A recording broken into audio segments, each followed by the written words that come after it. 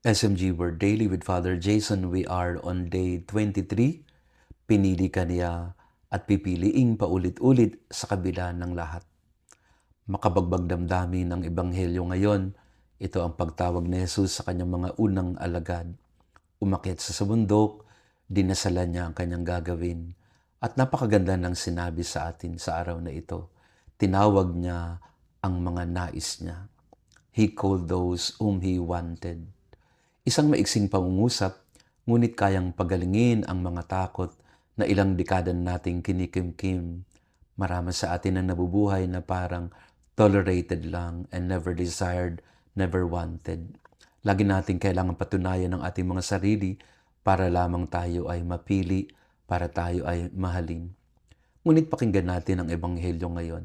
Hindi tinawag ni Jesus ang 12 dahil sila ang best choice. Magkakamali sila, mag-aagawan sila ng posisyon, mag-aaway-away sila, matutulog sila sa oras ng paghihirap ni Jesus. May isa pa nga magtataksil sa Kanya.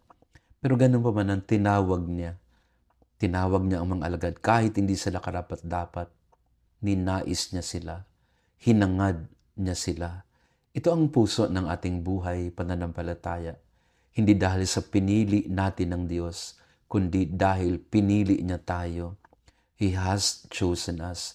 He wants us. At kapag tumawag si Jesus, hindi niya sinasabi, kailangan perpekto ka muna.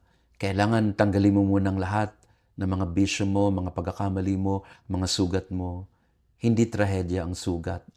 Ang tunay na trahedya ay ang paniniwalang dahil sugatan tayo, hindi tayo kaibig-ibig sa mata ni Jesus. Ngunit malinaw ang sagot ni Jesus sa atin. Ikaw ay pinili, ikaw ay ninanais, ikaw ay hinahangad at minamahal niya.